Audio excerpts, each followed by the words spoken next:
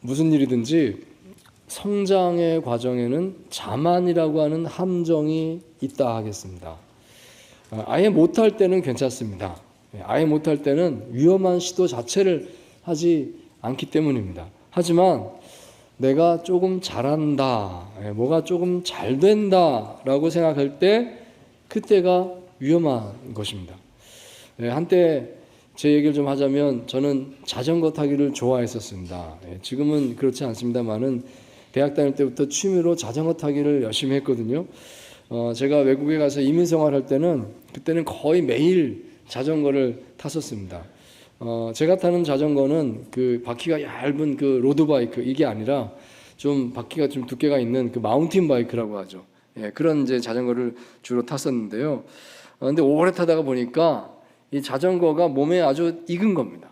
그래서 이 자전거와 내가 이렇게 일체가 된 것 같은, 이 자전거가 나고 내가 자전거다, 이 어떤 그런 느낌이 들 정도로 아주 자전거를 친숙하게 느끼게 되었습니다. 자, 이제 그렇게 하다 보니까 어느 날 나도 모르게 위험한 행동을 했었습니다. 큰 사고가 한번 날 뻔했었습니다. 어떤 사고였는가 하면요, 제가 자전거를 타고 가다가 전화를 받았거든요.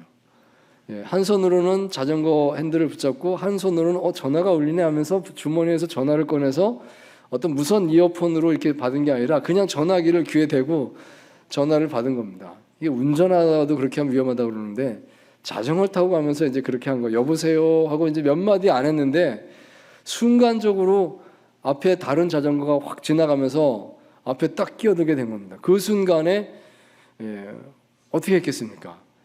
브레이크를 딱 잡았는데 이 큰일이 났습니다. 이 브레이크를 제가 잡은 브레이크 하필이면 앞바퀴 브레이크였던 것이죠. 달리다가 앞바퀴만 딱 잡으니까 이 자전거가 뒷바퀴가 붕 뜨면서 날아가서 거꾸로 완전히 뒤집혀서 땅바닥에 처박히게 되었습니다. 정말 아스팔트 바닥에 넘어졌는데요. 큰 사고였습니다. 근데 다행히도 다치지는 않았습니다. 헬멧을 잘 쓰고 있어서 머리부터 떨어졌는데도 안 다쳤어요. 나중에 그 헬멧이 이제 안쪽은 스티로폼이죠, 위쪽은 다 플라스틱으로 되어 있는데 보니까 이 플라스틱 부분이 깨졌더라고요. 얼마나 세게 들이받았으면 그랬을까. 하나님께서 나를 지켜주셨구나, 감사하다, 그런 생각을 했던 적이 있었습니다. 자, 그렇습니다. 제가 자전거를 예로 들었습니다만은 비단 자전거만이 아니겠죠. 운전할 때도 그렇고 또 어떤 다른 일을 할 때도 마찬가지일 것입니다. 자만하면 안 된다는 것입니다. 이만하면 다 된다, 잘 된다. 그럴 때 나도 모르게 그럴 수가 있구나. 우리가 이걸 조심해야 되겠습니다. 자, 이것은 신앙 성장의 과정에서도 마찬가지다 말하겠습니다. 신앙이 성장하는 과정에도 자만이라고 하는 것이 있을 수가 있습니다. 이상하죠. 신앙이 점점 성장한다는 것은 그러면 자연스럽게 이 자만심 같은 것은 없어져야 맞아요. 점점 겸손해지고 더 정말 마음이 넓어지고 하면서 자만심은 사라져야 맞는데 이상하게도 신앙이 성장하는 과정에도 자만심이 있더라는 것입니다. 어느 정도 익숙해지면 자기를 높이는 마음이 생기는 것 같습니다. 어떤 분이 이런 말씀하신 걸 들었습니다. 내가 좀 성경을 안다는 것입니다. 그래서 웬만하면 내가 성경을 가지고 토론하는 자리에 가면 전혀 지식적으로 딸리지가 않는다.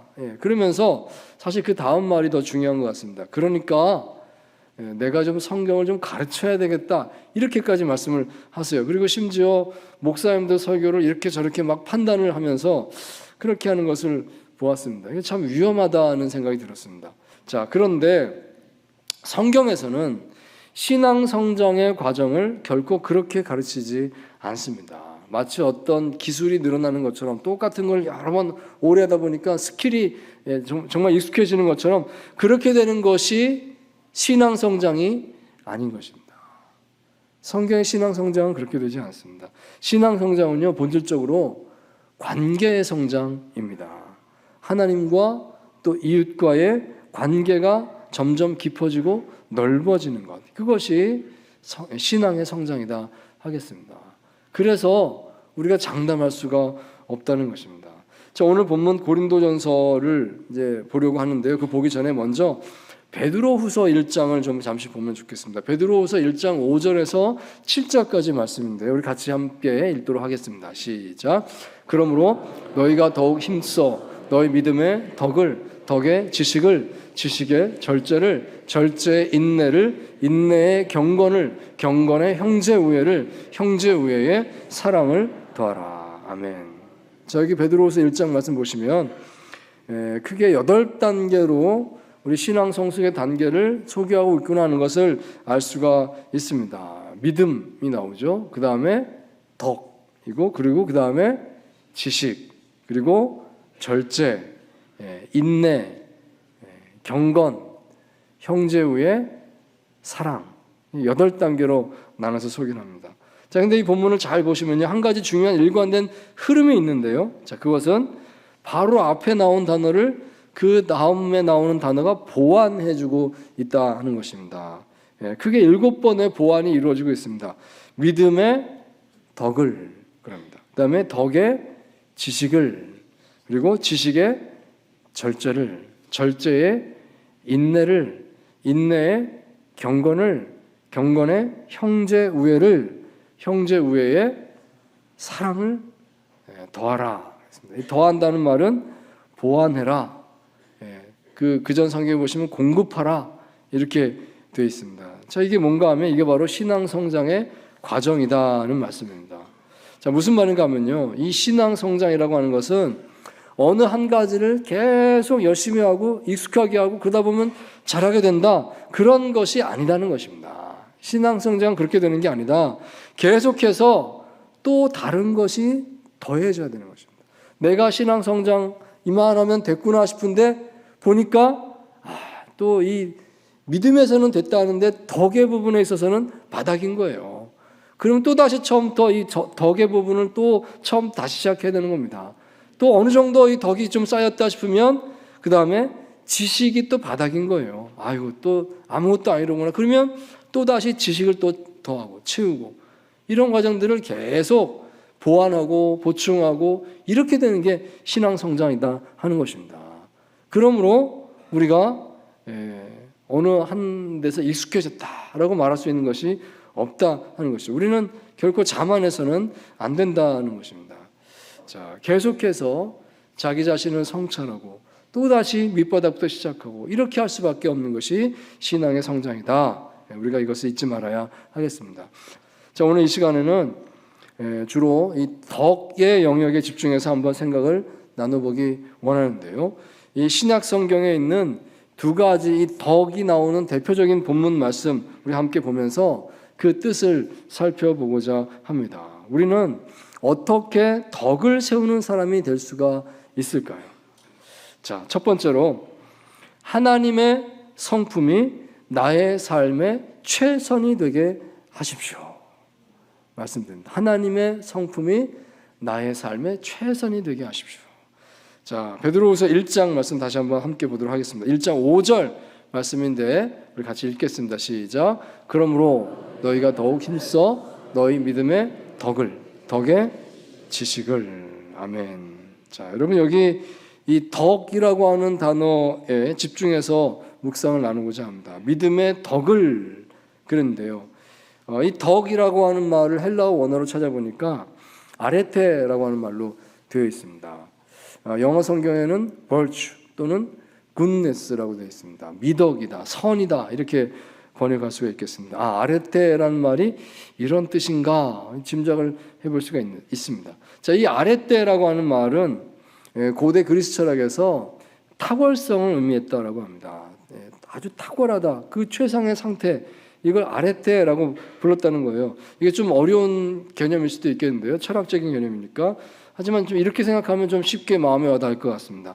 만약에 내가 축구 선수라고 한다고 하면 나의 아랫대는 무엇일까? 그건 축구를 잘하는 것이다 하겠습니다. 축구를 아주 최상으로 잘하는 거, 이게 축구 선수들이 가장 바라는 거 아니겠습니까? 그것이 바로 축구 선수의 아랫대다 말할 수 있습니다. 단지 직업의 영역뿐만 아니라 나의 전 존재에 있어서 나라고 하는 이 존재의 최상의 상태, 그것을 아레테라고 부른다 하는 것입니다. 자, 근데 이것을 우리의 신앙의 영역에서 한번 생각해 본다고 하면요, 이건 뭐가 될까요? 신앙의 영역에서 우리의 아레테가 뭘까 말한다면 이건 이렇게 말할 수 있겠습니다. 그것은 하나님의 성품이 온전히 이루어지는 삶입니다. 인간은 어떤 존재입니까? 하나님의 형상대로 지음받은 존재입니다. 하나님의 형상이라는 것은요, 곧 하나님의 성품을 가리킵니다. 왜냐하면 하나님은 보이지 않는 영이시거든요. 근데 어떻게 형상을 말할 수가 있어요? 비유적인 말인 것이죠. 하나님의 형상, 하나님의 성품이로구나. 우리가 하나님의 형상을 받았다는 것은 그러므로 하나님의 성품을 받은 것입니다. 우리 영혼이 하나님을 닮았다 하는 것입니다. 자, 그런데 우리가 죄인 되었을 때에 이 하나님의 성품이 훼손되었습니다. 자, 하지만 이제 예수님 믿고 내가 구원받았습니다. 새 사람이 됐습니다. 그럴 때 이 하나님의 성품이 회복되는 것입니다. 그 일이 일어난다는 것입니다. 그래서 우리가 이 하나님의 성품을 이루어가는 삶을 살게 됩니다. 예수님 믿은 사람은 이제 하나님의 성품을 이루어가는 삶을 살게 됩니다. 하나님은 사랑이십니다. 그러면 우리도 그렇게 사랑할 수 있는 존재가 되어져 가는 것입니다. 하나님은 진실하십니다. 그러면 우리도 하나님처럼 그렇게 진실한 성품을 가지게 됩니다. 하나님은 신실하십니다. 그러면 우리도 역시 모든 일에 있어서 신실함을 바라보게 되는 것, 이것이 하나님의 뜻이다 말할 수가 있겠습니다. 이것이 내 자신의 힘만은 어렵지만 성령께서 이 모든 것이 이루어지도록 함께 하셔서 도와주십니다. 자, 그러므로 하나님을 믿는 사람에게 있어서 아랫대, 이게 덕이다 그랬거든요. 이 덕이라고 하는 것이 무엇인가? 그것은 하나님의 성품이 나의 삶의 최선이 되게 하는 삶을 사는 것이다. 그렇게 말할 수 있겠다는 것입니다. 나는 이제부터 하나님의 성품이 이루어지기를 바라봅니다. 그것이 온전히 이루어지는 삶을 살겠습니다. 이게 바로 덕이다. 덕스러운 삶이다. 이렇게 말을 한다는 것입니다. 참으로 이것이 우리의 모두의 삶의 목표가 되어야 되겠습니다. 성도 여러분, 우리가 참으로 진실한 믿음을 가지고 있다고 하면, 그러면 그 믿음은 반드시 하나님의 성품을 드러내는 삶으로 나타나야 할 줄 믿습니다. 내가 어떤 사람이 되어야 될까요? 그 목표가 있다는 것입니다. 하나님이 이런 분이시고 내가 하나님을 닮았으니 내가 이런 삶을 살기를 원합니다. 그걸 바라보고 그것을 이루어가는 삶을 살아야 하겠습니다. 그런 삶을 덕스러운 삶이다 하겠습니다. 하나님의 성품이 나의 삶의 최선이 되게 하십시오. 자, 두 번째로 덕을 세우기 위해서 우리는 자신의 유익을 내려놓을 수 있어야 하겠습니다. 나의 유익을 내려놓을 수 있어야 됩니다. 자, 고린도전서 10장 23절 24절 말씀 다시 한번 읽습니다. 시작. 모든 것이 가하나 모든 것이 유익한 것은 아니요 모든 것이 가하나 모든 것이 덕을 세우는 것은 아니니 누구든지 자기의 유익을 구하지 말고 남의 유익을 구하라. 아멘. 자, 여기 23절에 덕을 세우는 것에 대해서 말한 부분을 좀 유심히 보시기 바랍니다. 모든 것이 가하나 모든 것이 유익한 것이 아니다 말씀합니다. 모든 것이 가하나 모든 것이 덕을 세우는 것이 아니다. 자, 이 말의 배경을 좀 우리가 이해할 필요가 있겠습니다. 그래야 이 말씀이 좀 더 이해가 되겠는데요. 이 고린도전서는 사도 바울이 고린도 교회에 있었던 여러 가지 다양한 문제들에 대해서 답변을 하는 형식으로 쓰여진 편지인데요. 이 당시 고린도 교회 안에 또 이런 문제가 있었다는 것입니다. 그것은 고기에 관련된 문제였습니다. 성도들이 이 문제 때문에 서로 다투게 되고 대립하게 되고 서로 마음 상하게 되고 이런 일이 발생을 했다는 겁니다. 아니 도대체 무슨 고기 때문에 사람들이 다툴까? 이렇게 됐다는 것이죠. 그 당시 고린도 시장에서 고기를 판매를 하니까 고기를 사다가 이제 사람들이 먹게 되는데 시장에서 파는 고기 가운데 상당 부분이 우상 제의의 우상 제물로 사용됐던 고기가 거기에 들어와서 함께 섞여서 판매되었다고 하는 것입니다.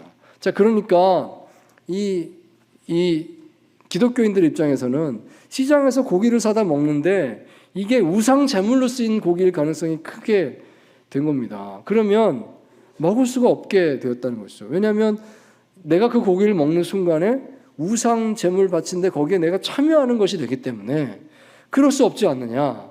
그래서 많은 그리스도인들이 나는 고기를 먹지 않겠다. 우상에 참여하면 안 되니까 이렇게 이제 행동을 하게 되었다 하는 것입니다. 자, 그런데 모두의 의견이 똑같지가 않았던 것이죠. 소위 좀 믿음이 좋다라고 하는 어떤 사람들은 이렇게 말했습니다. 모든 것은 다 하나님께서 지으신 것 아니냐.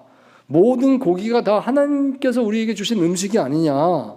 그러면 우리가 하나님께 감사하고 그리고 먹으면 다 되는 거지. 그게 뭐 어디 갔다 왔든지 그게 무슨 상관이냐. 상관없다. 우리가 믿음으로 먹으면 된다. 이렇게 말씀하는 분들도 있었다는 것이죠. 자, 그런데 서로 의견이 팽팽하고 서로 양보하지 않고 그러니까 이게 문제가 됐던 것입니다. 자, 그래서 이런 어려움에 대해서 바울이 답을 한 것이 여기 고린도전서 8장, 10장 이 두 장에 걸쳐서 길게 나오고 있는 것입니다. 자, 이 짧게 요약하자면요. 이렇게 말을 했습니다. 바울이 말하기를 둘 다 맞습니다. 이렇게 말했습니다. 다 맞아요. 고기 먹어도 됩니다. 그런데 우상 숭배에 빠지지 않으면 고기 안 먹는다. 그것도 맞습니다. 그거 너무 좋은 겁니다. 이렇게 말을 하는 거예요. 그러면은 도대체 무슨 말을 하려고 하는 것이냐. 근데 바울이 덧붙여서 중요한 말을 한 가지 했던 것입니다. 하지만 바울이 말하기를요. 믿음이 더 강한 사람들이 연약한 사람들을 위해서 참을 줄 알아야 됩니다. 이렇게 말을 했다는 것입니다. 이 믿음이 강한 사람들은 뭐 우상 제물에 쓰였던 고기 뭐 상관없이 그냥 감사함으로 먹으면 된다. 이들에게는 전혀 거리낌이 없는 것이거든요. 자, 그렇지만 그 장면을 교회를 처음 다니는 사람, 아직 하나님 잘 모르는 사람, 이런 사람들이 보면 어떻게 되겠습니까? 아, 하나님 믿어도 우상 숭배해도 되는 거구나. 이렇게 받아들이지 않겠습니까? 또는 그것 때문에 시험 들어서 나는 도저히 교회 못 나오겠습니다. 혹시 이런 사람 생기지 않겠습니까? 그들을 사랑하는 마음으로 그 한 사람을 위해서 고기를 먹을 수 있지만 안 먹을 수 있는 자유도 쓸 줄 알아야 됩니다. 절제할 수 있어야 됩니다. 바울이 이렇게 말을 했다 하는 것입니다. 여기 23절에요. 이렇게 말했죠. 모든 것이 가하다 그랬습니다. 이 모든 것이 가하다는 말은요. 그럴 수 있다는 말이죠. 가능하다. 인정한다는 겁니다. 바울도. 자, 그렇지만 그것이 다 유익한 것은 아니다. 꼭 중요한 것은 아닐 수 있다는 것을 생각하라는 것입니다. 모든 것이 가능하지만 그렇지만 그것이 덕을 세우는 것이 아니다. 그 생각을 하라. 이 말을 했다는 것입니다. 여기서 이 덕을 세운다는 이 말은 오이코도메오라는 말인데요. 그 뜻을 문자 그대로 풀이하자면 집을 세운다는 말입니다. 집을 세운다. 이게 덕을 세운다는 말로 쓰이고 있어요. 이 집이 뭘까요? 이 집은 하나님의 집, 교회 공동체를 나타내는 말입니다. 그러니까 교회를 세운다. 이게 덕을 세운다. 이 같은 뜻으로 쓰이고 있다는 것입니다. 이 원리가 여러분 오늘 우리의 삶에 여전히 동일하다는 것을 생각하시기 바랍니다. 내가 이걸 할 수 있어요. 이건 분명히 하나님께서 허락하신 겁니다. 이건 맞는 거예요. 하지만 그래도 전체를 생각해서 내가 참는 것이 덕이 될 때가 있다는 것입니다. 내가 참는 것이 교회에 유익하다. 어떤 사람들에게 유익하다 하는 것을 그것을 해야만 할 때가 있다는 것입니다. 설사 그 일 때문에 내가 좀 손해를 보게 될 수도 있겠죠. 그렇다 할지라도 여러분 내가 참아야 될 때는 참아야 되는 것입니다. 혹시 여러분 이런 경험이 있으신가요? 이건 분명히 맞아. 하지만 모두를 위해서 내가 참는다. 혹시 그런 게 있으신가요? 몽골을 거쳐서 지금은 인도네시아를 섬기고 있는 이용규 선교사님이 계신데 이분이 쓴 유명한 책 내려놓음이라고 하는 책이 있습니다. 이 책에 이런 에피소드가 있는 것을 보았습니다. 그 챕터의 제목이 속을지언정 싸우지 않겠다 이렇게 적혀 있는데요. 아마 선교사님들의 삶은 대부분 다 비슷하겠다 싶습니다. 이용규 선교사님도 그랬다는 겁니다. 이 선교비를 받으면 이 선교비가 딱 제한된 액수가 있으니까 이 안에서 아껴 써야 되는 겁니다. 이걸로 생활비도 해야 되고 또 이걸로 사역 비용도 써야 되는 것이고, 그러니까 넉넉하지가 않은 거예요. 그리고 또 성도님들이 귀하게 헌금해서 보내준 돈이니까 얼마나 소중합니까? 그러니까 더 하나님을 사랑하는 마음으로 이걸 더 아껴 쓰게 되고 이제 이랬다 하는 것입니다. 자, 그런데 하루는 어디를 갔다 오면서 택시를 타게 됐는데, 내려서 이제 택시값을 계산하는데 보통 때는 그 정도 거리 오면 언제나 한 400원 내지는 500원 정도를 냈었다고 하는 것입니다. 그런데 그날 그 택시 운전사가 800원을 달라고 하더랍니다. 그래서 이건 아니지라는 생각이 들었답니다. 아니 이거 400원, 500원밖에 안 되는 길을 왜 이렇게 비싸게 부르나. 그래서 선교사님이 한 600원을 만들어서 이걸 주면서 이 정도면 충분한 것 같습니다, 이렇게 말을 했더랍니다. 자, 그랬더니 그 운전사가 아주 불쾌해하면서 200원 더 달라고 이렇게 말하는 거예요. 근데 안 주고 버텼답니다. 그거 아니라고, 여기는 그런 돈 이 정도 낼 만한 게 안 된다고 계속 이제 팽팽하게 대립하다가 결국에는 이제 내리니까 택시 운전사가 따라 내리면서 이렇게 노려보더랍니다. 그래서 선교사님도 지지 않고 노려봤습니다. 근데 결국은 택시 운전사가 에이 하고 그냥 가버렸습니다. 자, 그런데 택시가 가고 나서 선교사님이 후회했다는 것입니다. 아, 내가 아껴 써야지, 귀한 돈이니까, 이 생각만 했는데 그게 아니라 마음이 너무 무거웠다는 것이죠. 이게 내 손에 있는 돈이 다 이게 내 돈이 아니지 않나. 하나님께서 그때그때 채워주셔서 하나님 뜻대로 쓰라고 주신 것인데 왜 나는 마치 내 것을 빼앗기는 것처럼 생각했을까, 이런 생각이 들었습니다. 그래서 그날 이후부터 이 선교사님이 결심을 했다는 것입니다. 내가 이제 현지인과 금전 거래를 하게 되는 일이 생긴다면 속는 것처럼 느껴진다 할지라도 그냥 다 믿어주자, 달란 대로 다 주자, 그렇게 마음속에 결심을 했고 그렇게 실천을 하고 있습니다. 이제 그런 내용이었습니다. 그 챕터의 제목이 속을지언정 싸우지 않겠다, 이렇게 적혀 있었습니다. 여러분, 바로 이런 것이다 하겠습니다. 더 큰 선을 위해서 나의 유익을 잠시 내려놓는 것입니다. 이걸 뭐라고 부릅니까? 이것을 덕이라고 부른다는 것입니다. 모두 전체를 위해서 이거 분명히 옳아요, 내가 맞아요, 하지만 내가 양보하는 겁니다. 이걸 덕이라고 부른다는 것입니다. 사실 우리 삶에는 이와 비슷한 선택의 상황이 많을 것입니다. 하지만 여러분 명심하십시오. 그렇게 했을 때 그것은 결코 손해가 아닌 것입니다.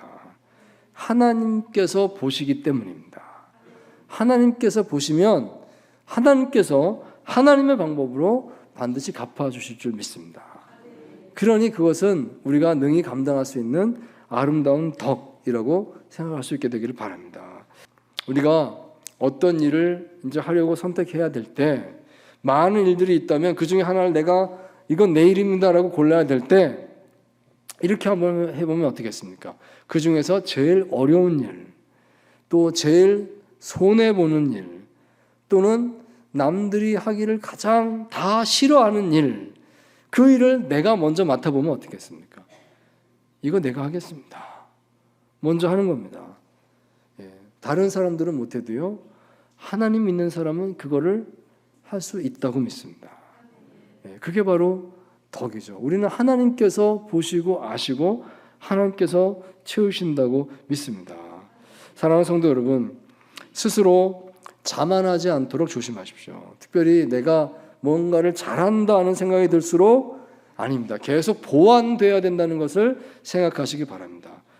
믿음이 좋습니까? 그럼 믿음뿐만 아니라 덕이 있어야 된다는 것을 생각하시기 바랍니다. 덕을 세우기 위해서 하나님의 성품이 나의 삶의 최선이 되게 하십시오. 또한 과감히 자신의 유익을 내려놓을 수 있게 되기를 바랍니다. 우리가 내려놓는 것만큼 하나님께서 기억하시고 하나님의 방법으로 채워주실 것을 믿습니다.